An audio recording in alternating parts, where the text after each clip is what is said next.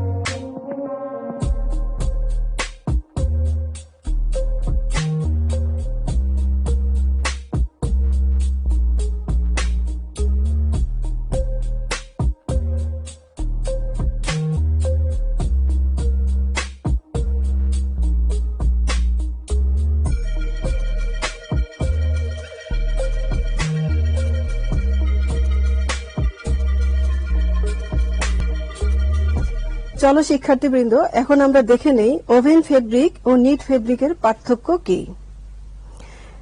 এক বা একাধিক সুতা দ্বারা লুপ তৈরি করে তা সংযোগ করে কাপড় প্রস্তুত করাকে নিটিং বলে এবং টানা ও পরেন সুতা পরস্পর বন্ধনীর মাধ্যমে কাপড় প্রস্তুত করাকে উইভিং বলে।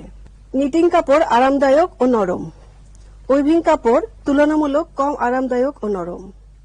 নিটিং কাপড়ে ভাঁজ পড়ে না, কিন্তু উইভিং কাপড়ে ভাঁজ পড়ে। নিটিং কাপড় তৈরির সুতায় মার লাগে, কিন্তু উইভিং কাপড় তৈরির সুতায় মার দিতে হয় না। নিটিং কাপড়ে পানি শোষণ ক্ষমতা বেশি, উইভিং কাপড়ে পানি শোষণ ক্ষমতা কম। নিটিং কাপড়ে এক প্রান্ত ছিঁড়ে গেলে বাকি সুতা খুলে যায়, কিন্তু ওভেন কাপড়ে এক প্রান্ত ছিঁড়ে গেলে বাকি সুতা খুলে যায় না। নিটিং কাপড়ে উৎপাদন খরচ কম, কিন্তু ওভেন কাপড়ের উৎপাদন খরচ বেশি। নিটিং মেশিনের উৎপাদন ক্ষমতা বেশি, কিন্তু লুমের উৎপাদন ক্ষমতা কম। নিটিং কাপড়ে আয়রনিং এর প্রয়োজন হয় না, কিন্তু ওভেন কাপড়ে আয়রনিং এর প্রয়োজন হয়। নিটিং কাপড় ফিল্টার ক্লথ হিসেবে ব্যবহার করা যায় না, কিন্তু ওভেন কাপড় ফিল্টার ক্লথ হিসেবে ব্যবহার করা যায়। নিটেড কাপড় ফাউন্ডেশন কাপড় হিসেবে ব্যবহার করা যায় না, কিন্তু ওভেন কাপড় ফাউন্ডেশন কাপড় হিসেবে ব্যবহার করা যায়। নিটেড কাপড় সেলাই করা ব্যয়বহুল, কিন্তু ওভেন কাপড় সেলাই করা ব্যয়বহুল নয়। নিটেড কাপড় ইলাস্টিক গুণসম্পন্ন হওয়ায় প্রসারিত ও সংকুচিত হয়, কিন্তু ওভেন কাপড় প্রসারিত এবং সংকুচিত হয় না। নিটেড কাপড়ের ভিতর দিয়ে বাতাস বেশি চলাচল করতে পারে, কিন্তু ওভেন কাপড়ের ভিতর দিয়ে বাতাস চলাচল করতে পারে না। এই হলো ওভেন ফেব্রিক এবং নিটেড ফেব্রিকের মধ্যে পার্থক্য। তাহলে আজকের সেশনে আমরা যা যা শিখলাম: বস্ত্রের বয়ন বলতে কি বোঝায়, বস্ত্রের বয়ন কত প্রকার ও কি কি, টেক্সটাইল ফাইবার বলতে কি বোঝায়, বস্ত্রের বয়ন পদ্ধতি সম্পর্কে আমরা ধারণা পেলাম, ইয়ার্ন তৈরির জন্য ফাইবারের কি কি বৈশিষ্ট্য থাকতে হবে। আচ্ছা, এবার আমি তোমাদের একটি বাড়ির কাজ দিব, তোমরা খাতা কলম বের করো এবং বাড়ির কাজটি লিখে নাও। টেক্সটাইল ফাইবার বলতে কি বোঝায় ও বিভিন্ন প্রকার টেক্সটাইল ফাইবার সম্পর্কে আলোচনা করো। ছুটির পরে যখন ক্লাস শুরু হবে তখন তোমরা এই বাড়ির কাজটি তোমাদের ক্লাস টিচারকে দেখাবে। তোমরা ভালো থাকো এবং সুস্থ থাকো। আজকে এই পর্যন্তই, তাহলে আল্লাহ হাফেজ।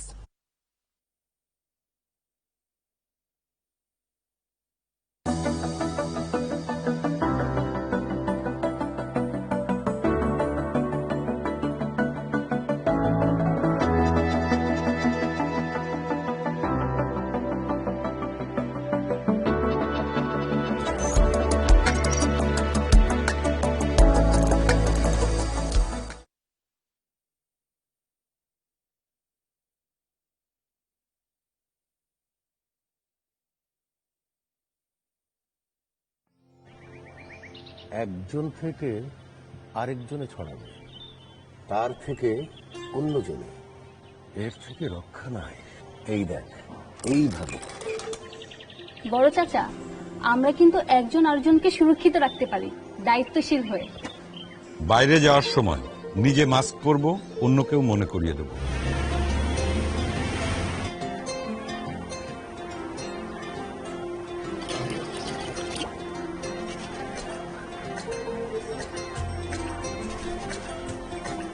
কিছুক্ষণ পর পর 20 সেকেন্ড ধরে সাবান ও পানি দিয়ে 2 হাত ধুয়ে নিজেকে ও পরিবারকে সুরক্ষিত রাখুন।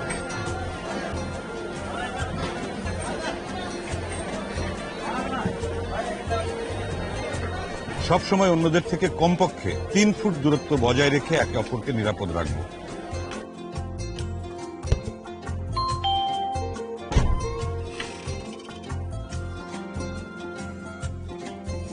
চিন্তা করবেন না আপা, ভাই সুস্থ হয়ে যাবে। সহমর্মী হয়ে এগিয়ে এসে একে অন্যের শক্তি বাড়াবো। এভাবেই আমরা দায়িত্বশীলতার সাথে কাটিয়ে উঠতে পারবো এই দুঃসময়। আপনিও দায়িত্বশীল হয়ে নিজের ও অপরের সুরক্ষা নিশ্চিত করুন। একে অপরের সুরক্ষায় আমরা দায়িত্বশীল সবসময়।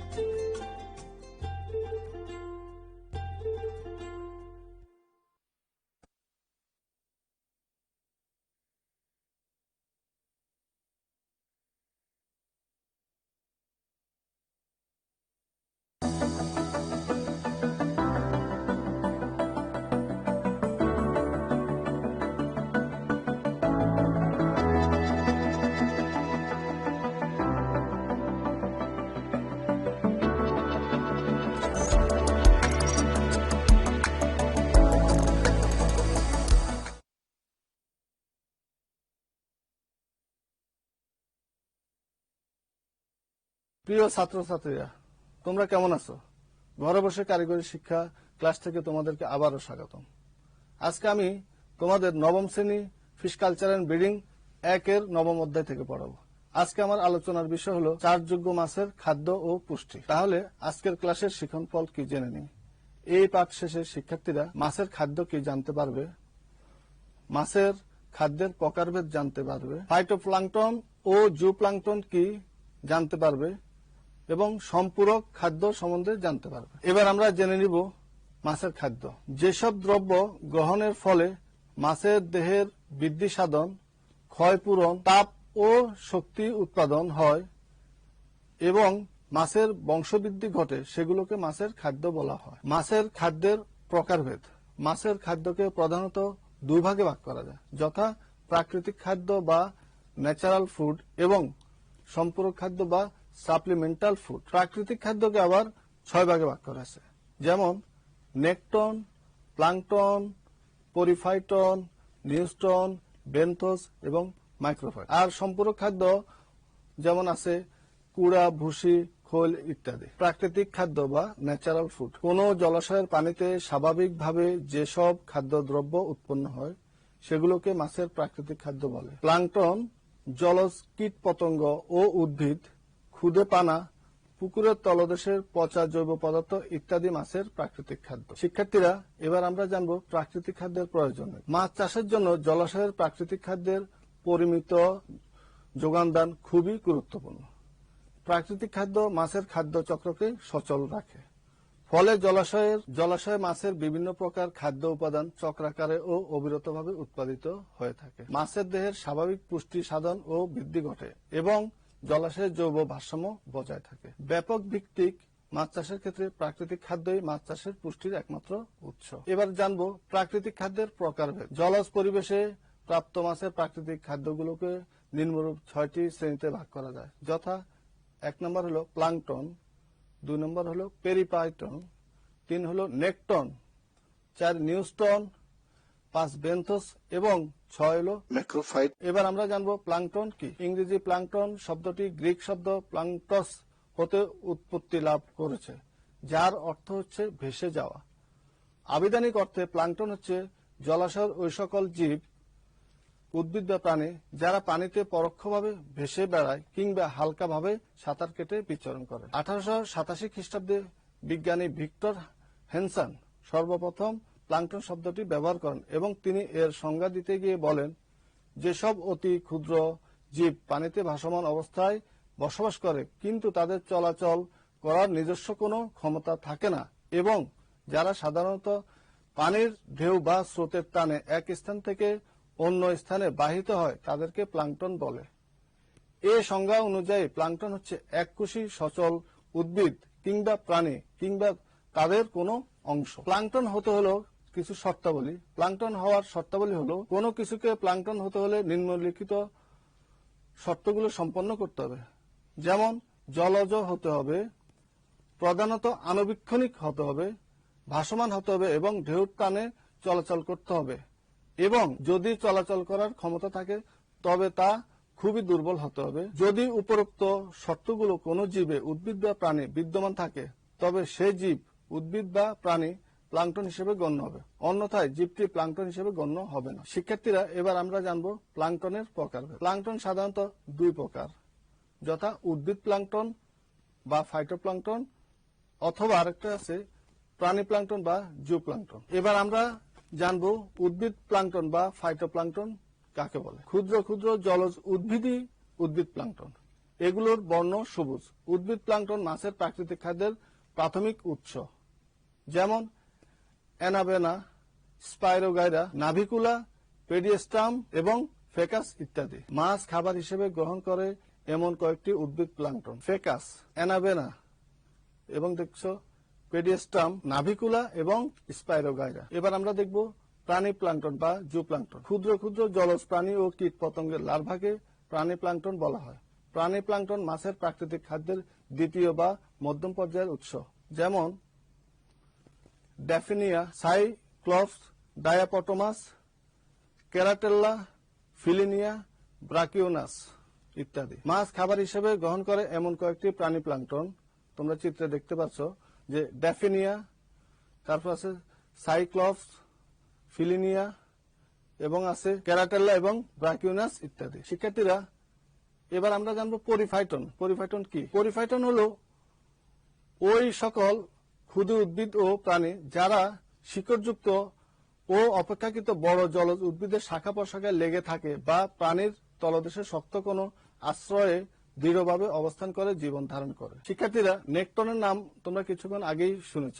এবার নেকটন কি আমরা তা জেনে নিই। অপেক্ষাকৃত বড় ধরনের জলজ প্রাণী যারা মুক্তভাবে সাঁতার কাটতে পারে এবং স্বাধীনভাবে চলাফেরা করতে পারে তাদেরকে নেকটন বলা হয়, যথা ওয়াটার বিটল, ক্ষুদে উভচর প্রাণী, জলজ পোকামাকড় ইত্যাদি। শিক্ষার্থীরা, এবার আমরা জানবো নিউস্টন কি। নিউস্টন পানির উপরিভাগে ঝুলে থাকা বা ভাসমান অবস্থায় সাঁতাররত বা বিশ্রামকারী জীবকে নিউস্টন বলা হয়, যথা প্রোটোজোয়া, কীট পতঙ্গ ইত্যাদি। এবং ছবিতে দেখো কিছু হাঁসপোকা আছে যারাও নিউস্টনের আওতায় আছে। শিক্ষার্থীরা, তোমরা বেনথোস নাম তো অনেকে শুনেছ।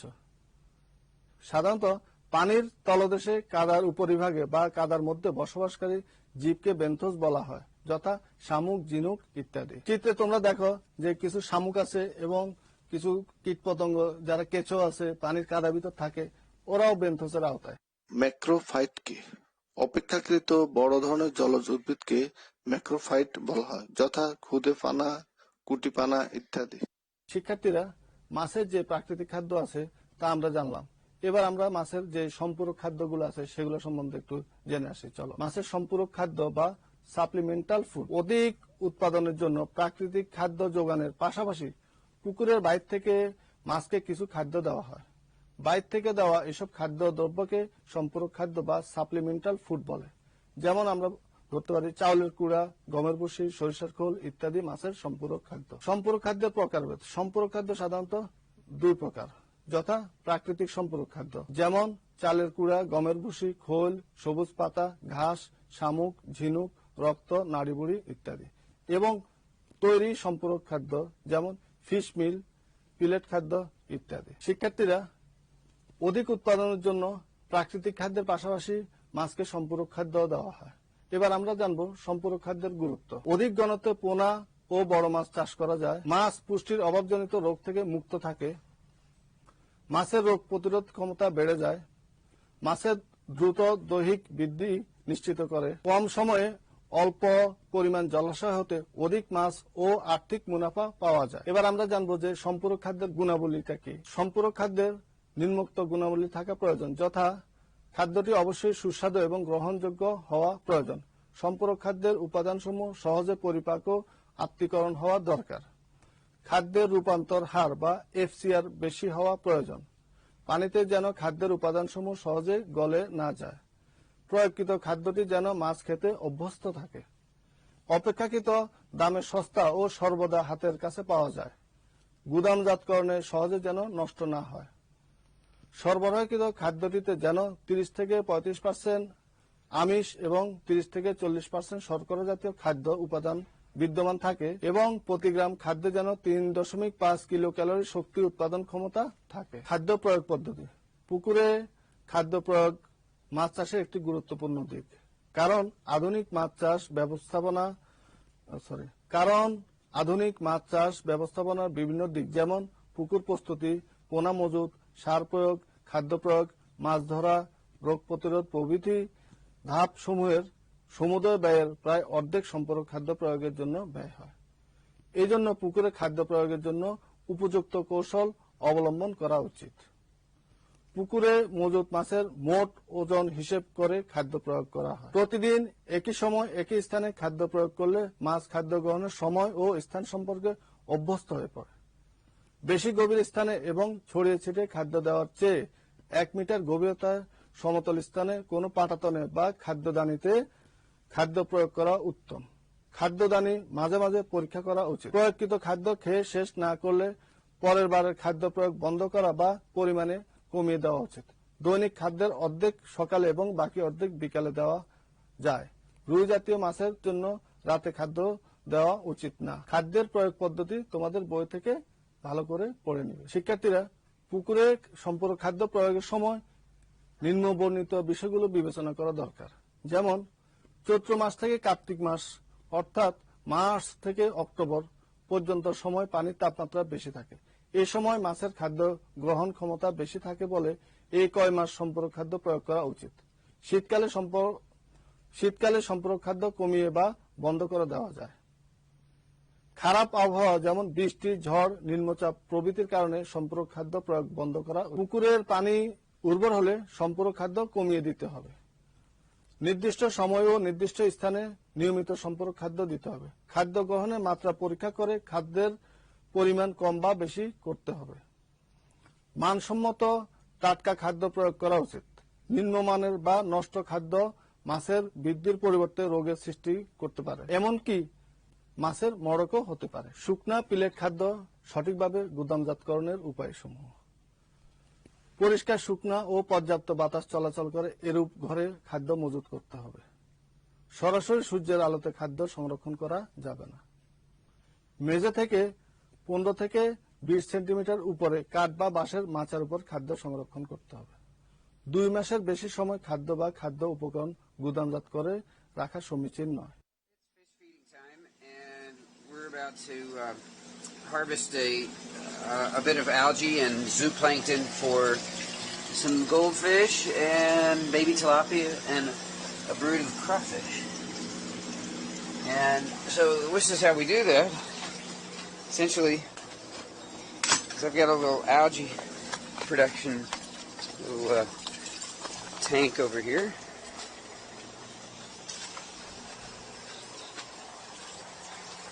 And actually 2 of them, as you can see. And what I do is I scoop the bottom of these 6-inch water tanks, with a little fishing net, fish net, and I collect the larger algae, the dying algae, and the bacteria that's attached to that, and the little plankton that's eating the bacteria, as well as these red worms, these larvae.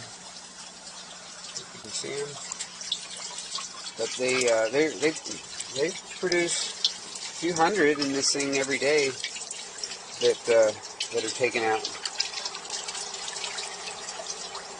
And all of that is in the detritus of the algae. The algae that's sitting at the bottom, the algae that's dead at the bottom. Since it's only 6 inches, there's just a lot of algae turnover. You can see one of those floating on the water. There's that red worm balled up. Anyway, so this becomes food that I collect for the fish upstairs. So I just do that a few times. Scoop the water. Scoop it up. Get this little movement behind the glass. Glass is here to disperse the water and increase the surface area for growing algae. See that? And the fiberglass screen is on there to help slow down the movement of the algae across the glass so it gets more sun exposure. And every day I do a little scoop of the algae off of here, and off of there, and off of this one.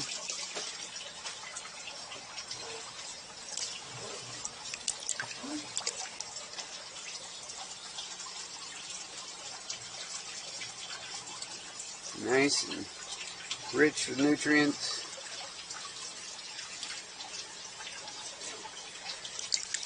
Okay, so that comes with us to the fish tank. And we shut it right now.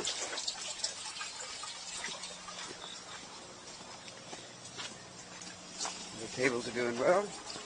There's a little algae and goldfish thing going on here.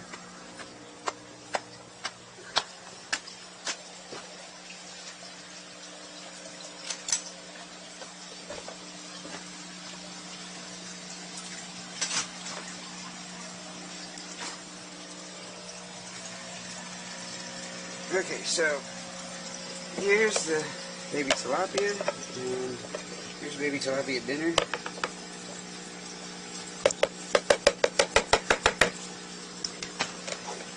Yeah, they're there in anticipation, and they're about to start taking off, chasing all the goodies that come into the water here. Should probably mix it up a little bit. Get the balance. Here we go.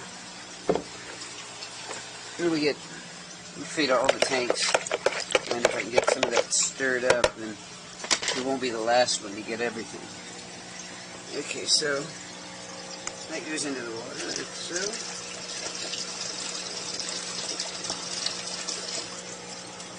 Yep, just that quarter of it. Going in there.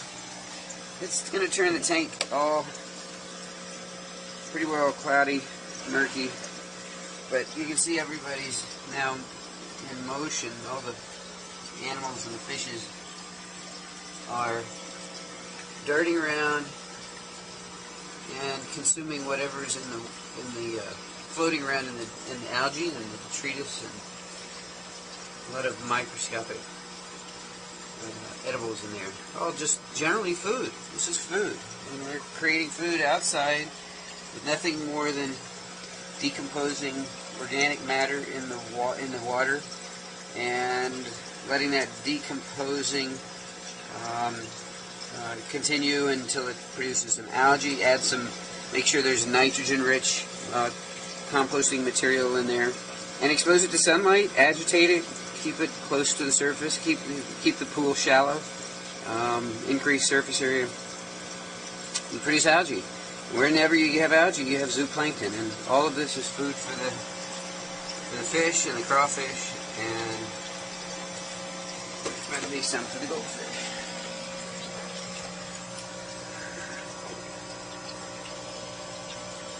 Everybody's nice and quiet. Goldfish aren't as aggressive about their eating as tilapia are. They're very, very elegant, slow-moving.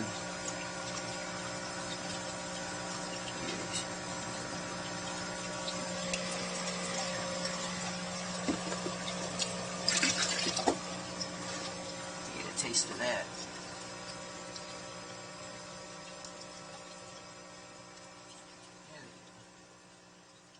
They're getting into it now.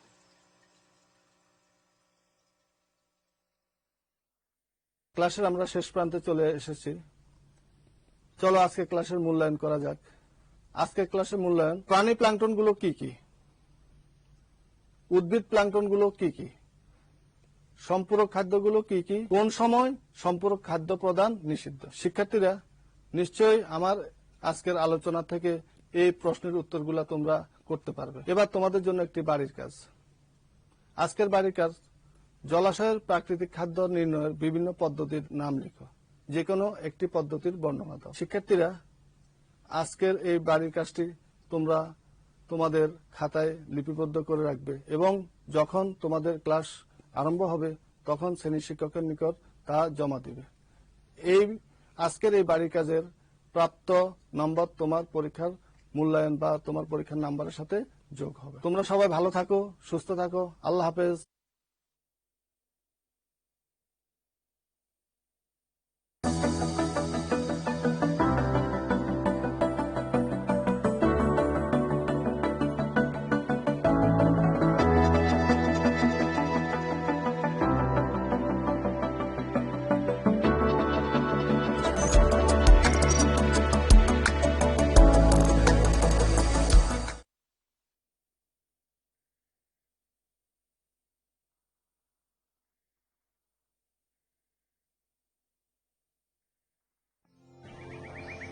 একজন থেকে আরেকজনে ছড়াবে, তার থেকে অন্যজনে। এর থেকে রক্ষা নাই।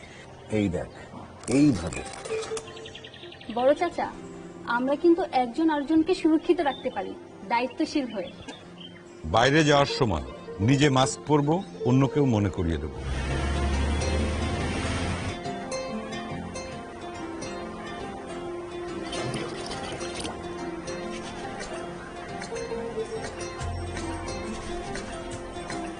কিছুক্ষণ পর পর 20 সেকেন্ড ধরে সাবান ও পানি দিয়ে 2 হাত ধুয়ে নিজেকে ও পরিবারকে সুরক্ষিত রাখুন।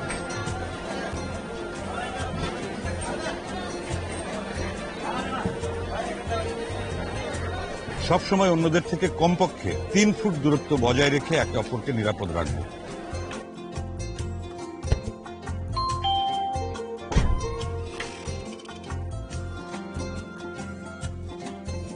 চিন্তা করবেন না আপা, ভাই সুস্থ হয়ে যাবে।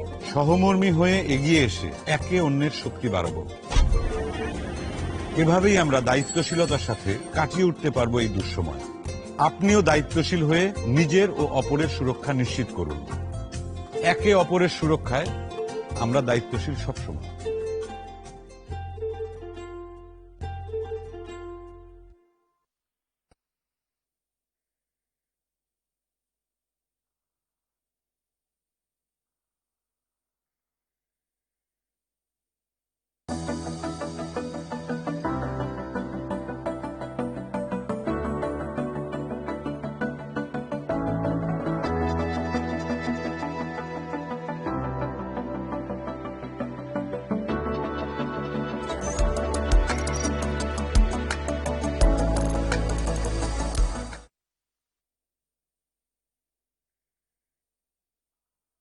প্রিয় শিক্ষার্থী বন্ধুরা, আজকে ঘরে বসে কারিগরি শিক্ষা ক্লাসে তোমাদেরকে স্বাগত।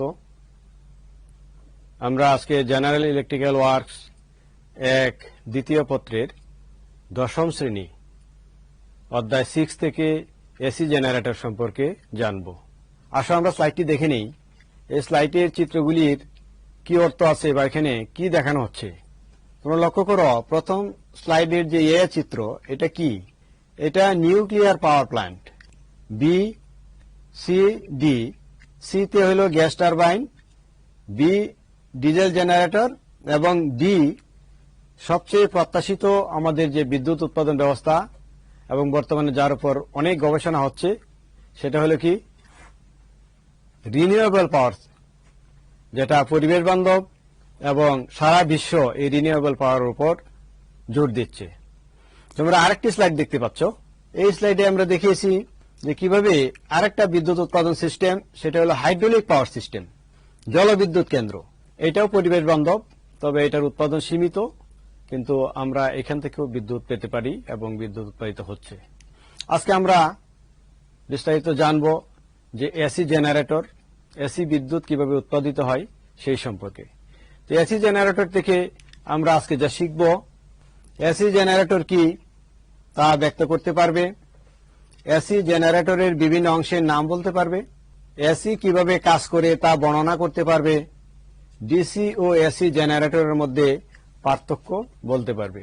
তো আজকের ক্লাসটি যদি আমরা মনোযোগ সহকারে অনুসরণ করি বা তোমরা ফলো করো, তোমরা এই বিষয়গুলি জানতে পারবে। এই বিষয়গুলি জানা এবং পরীক্ষায় ভালো করার জন্য খুব দরকার। আমরা শুরুতে জেনে নিব যে এসি জেনারেটর কি। What do you mean by AC generator? AC generator বলতে কি বোঝায় আমরা স্লাইড থেকে সংজ্ঞাটা জেনে নিই। যে যন্ত্র বা মেশিন যান্ত্রিক শক্তিকে এসি বিদ্যুৎ শক্তিতে রূপান্তরিত করে তাকে এসি জেনারেটর বলে।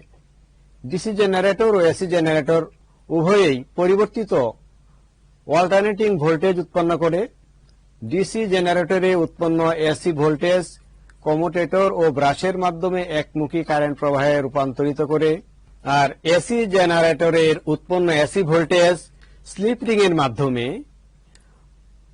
পরিবর্তিত ভোল্টেজ হিসেবে বহু বর্তনীতে বা বাহিরের ইলেকট্রিক্যাল সার্কিটে প্রেরণ করা হয়।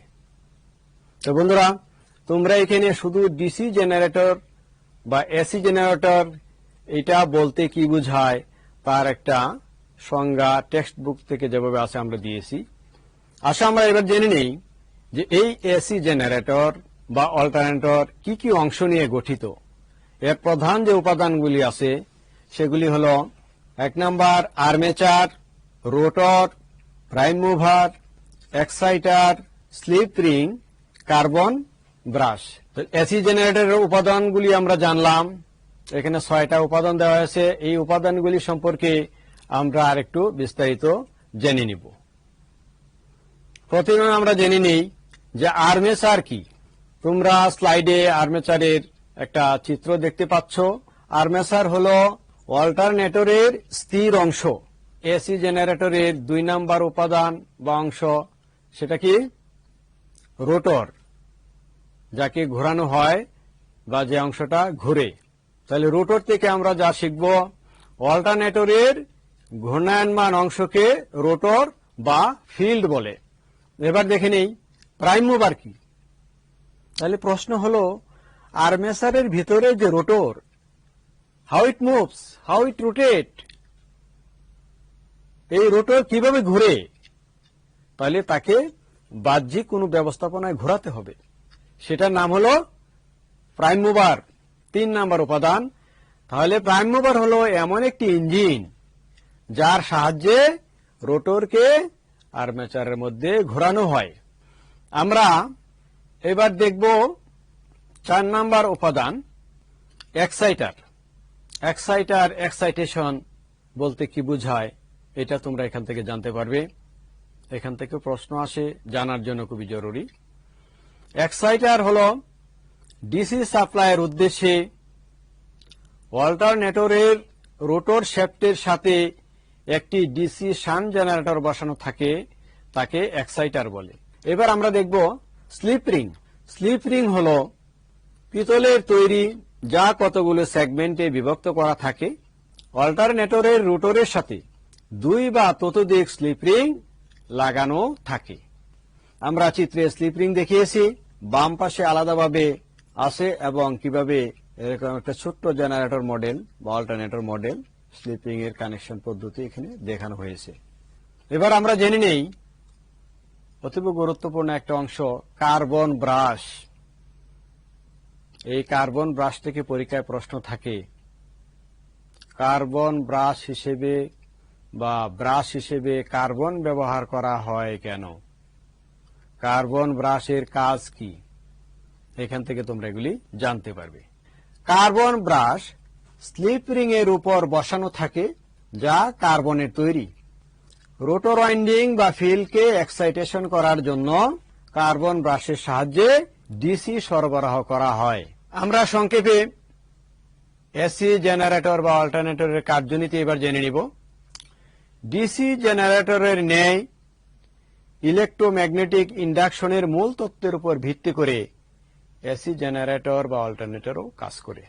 এসি জেনারেটরে আর্মেচার বা স্টেটর ফিক্সড মানে স্থির থাকে এবং ফিল্ড আর্মেচারের মধ্যে ঘুরে। আমরা অলরেডি বলেছি এবং কার্যনীতিতে এটা তোমরা লিখবে যদি জানতে চাওয়া হয় কার্যনীতি বলার জন্য।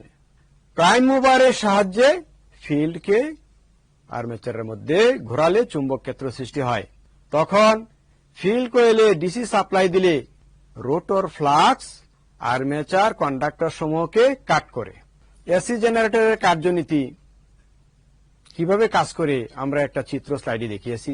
এন এবং এস, লক্ষ্য করো, এন এস অর্থাৎ উত্তর মেরু এবং দক্ষিণ মেরু ঘুরতেছে, ক্লকওয়াইজ ঘুরছে।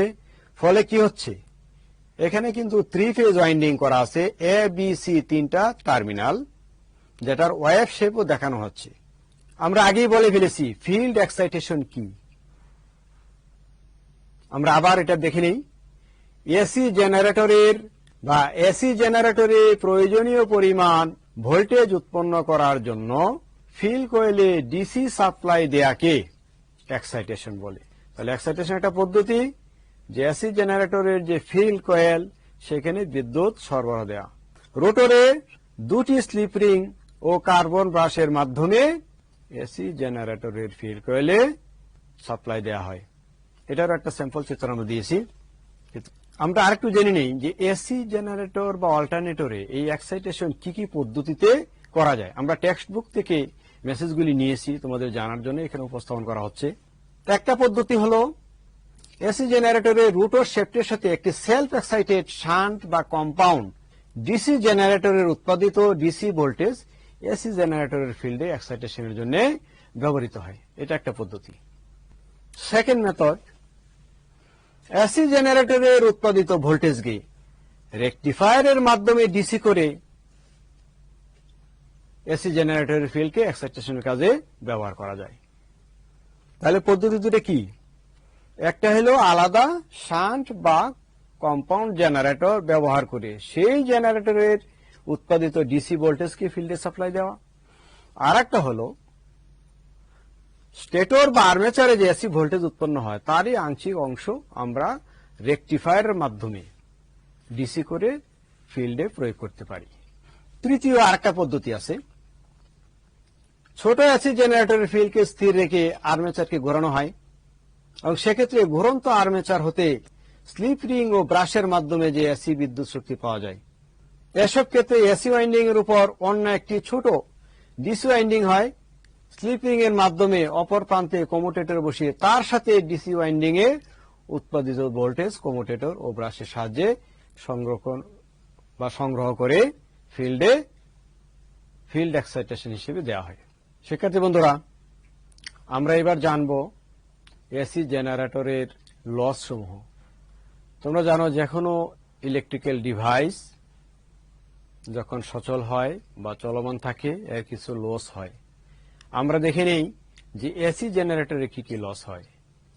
এসি জেনারেটরের বাইরে থেকে যত শক্তি গ্রহণ করে তত শক্তি লোডে কখনো সরবরাহ করতে পারে না, ফলে এসি জেনারেটরের নানাভাবে কিছু না কিছু শক্তির অপচয় হয়। এই অপচয়টাই হলো এসি জেনারেটরের লস। লসগুলি কি কি? এক number rotation loss, copper loss, core loss. 4 নম্বরে আছে ব্রাশ ফ্রিকশন লস।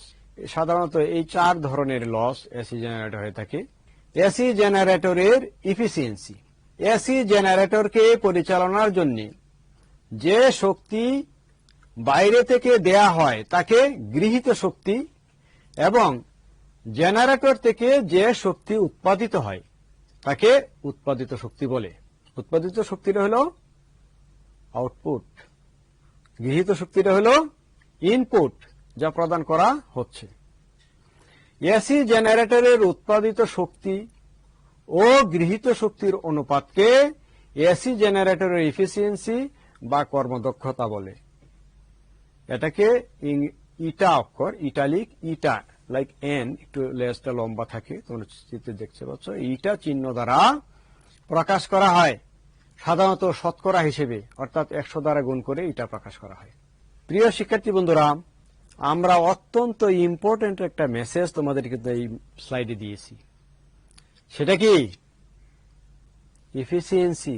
কার ইফিসিয়েন্সি? এখানে এসি জেনারেটরের বা অল্টারনেটরের ইফিসিয়েন্সি কিভাবে হিসাব করা যেতে পারে, বা ইফিসিয়েন্সি বলতে কি বোঝায়, দক্ষতা বলতে কি বোঝায়, তোমরা এই স্লাইডের মেসেজ থেকে বলতে পারবে। আর একবার যদি তুমি দক্ষতার বিষয়টা মাথায় নিতে পারো, যে কোনো বৈদ্যুতিক মেশিনের দক্ষতার ক্ষেত্রে একই ধরনের ফর্মুলা, লিটল বিট ডিফারেন্স বা বেসিকটা একই। সেটা কি? যে গৃহীত শক্তি, যে ইনপুট এনার্জি জেনারেটরের যে ক্ষেত্রে তুমি প্রয়োগ করছো বা দিচ্ছ, তার সাথে আউটপুট এনার্জি কি সম্পর্ক, সেটা একটা অনুপাত বা রেশিও আকারে দেখানো হয়, সেটাই দক্ষতা। আমরা কেমনে বলেছি যে এসি জেনারেটরের উৎপাদিত শক্তি ও গৃহীত শক্তির অনুপাতকে এসি জেনারেটর বা অল্টারনেটরের কর্মদক্ষতা বা ইফিসিয়েন্সি বলে। এই ইফিসিয়েন্সিকে কি দ্বারা প্রকাশ করা হয়? এটা সাধারণত শতকরায় প্রকাশ করা হয়। সেই জন্য দক্ষতা এটা যেটা একটা অনুপাত, এটা একটা ক্ষুদ্র মান হয়, 100 দিয়ে গুণ করলে কত পার্সেন্ট ইফিসিয়েন্সি বের হয়ে যায়। ফর্মুলাটা নিচে দেওয়া আছে, দেখে নাও, যে পার্সেন্ট কর্মদক্ষতা বা ইটা সমান উৎপাদিত শক্তি ডিভাইডেড বাই গৃহীত শক্তি গুণন 100। এই গৃহীত শক্তির 2টা কম্পোনেন্ট আছে এখানে, যে উৎপাদিত শক্তি যা হলো তার সাথে লস যোগ করলে গৃহীত শক্তি পাওয়া যায়। এটা বোঝানোর জন্য এখানে ভেঙে দেওয়া আছে। যেটা উৎপাদিত শক্তি সেটা উপরের অংশ, নিচে হলো গৃহীত শক্তি। গৃহীত শক্তি 2টা কম্পোনেন্ট, একটা কি উৎপাদিত শক্তি আর লস। উৎপাদিত শক্তি লস যোগ করলে গৃহীত শক্তি পাওয়া যায় এইভাবে। তাহলে বন্ধুরা, আমরা জানলাম এসি জেনারেটর বা অল্টারনেটরের উৎপাদিত শক্তি এবং গৃহীত শক্তির যে অনুপাত বা কর্মদক্ষতা। তোমরা আশা করি কর্মদক্ষতার ডেফিনেশন দিতে পারবে, বা যদি চাওয়া হয় যে কর্মদক্ষতা নির্ণয়নের সূত্রটি লেখো, সেটাও তোমরা লিখতে পারবে। আসো আমরা অতি সংক্ষেপে ডিসি এবং এসি জেনারেটরের মধ্যে পার্থক্য কি এটা জেনে নিই। স্লাইডে 5টা পয়েন্টে পার্থক্য দেখানো হয়েছে। এটাও ভেরি সিম্পল, তোমরা একটু বুদ্ধি করে যদি ডেফিনেশন এবং অন্যান্য বিষয়গুলি মনে রাখার চেষ্টা করো তাহলে সহজ হয়ে যাবে। আসো আমরা একটু দেখে নিই। 1 নম্বর সংজ্ঞা থেকে একটা পার্থক্য দেওয়া যায়।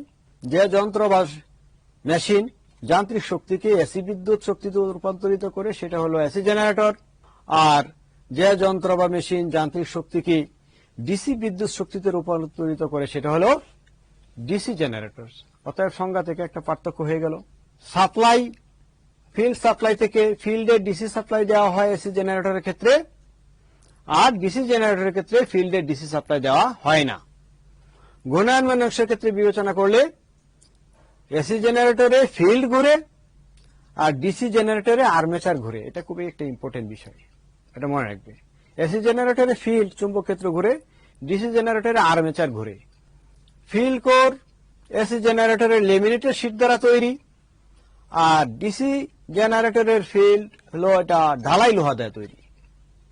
আর এক্সাইটার এসি জেনারেটরের এক্সাইটার লাগে, ডিসি জেনারেটরের এক্সাইটারের প্রয়োজন হয় না। এই স্লাইডটা বারবার অনুশীলন করবে, ভেরি ইম্পর্টেন্ট, যে এসি এবং ডিসি জেনারেটরের মধ্যে পার্থক্য। আমরা আজকের ক্লাসের শেষ পর্যায়ে চলে আসছি।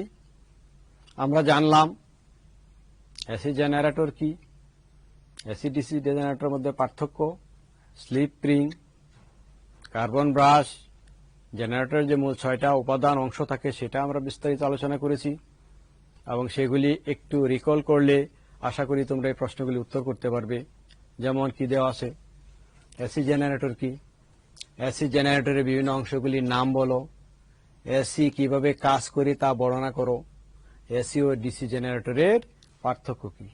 এছাড়াও আমরা জানলাম যে এসি জেনারেটরে কি কি লস হয়, rotation loss, copper loss, core loss এবং ব্রাশ ফ্রিকশন লস। এটা হলো এসি জেনারেটরের লসগুলি। আরো আমরা জেনেছি ফিল্ড এক্সাইটেশন কি, এসি জেনারেটরের দক্ষতা বলতে কি বোঝায়, এবং এসি জেনারেটরের কার্যপদ্ধতি।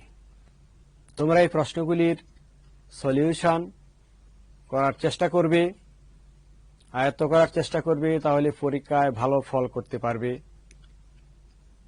বন্ধুরা, আজকের এই ক্লাসের উপর তোমাদের জন্য আমরা একটা বাড়ির কাজ রেখেছি, সেটা হলো এসি জেনারেটরের বিভিন্ন অংশগুলির বর্ণনা করবে, এসি ও ডিসি জেনারেটরের পার্থক্য লিখবে, এবং এই কাজটি তোমার শ্রেণী শিক্ষককে দেখাবে যে আমরা নিজেরা ঘরে বসে কারিগরি শিক্ষা ক্লাসের সাহায্য, টেক্সট বুকের সাহায্য নিয়ে আমরা এটি করেছি।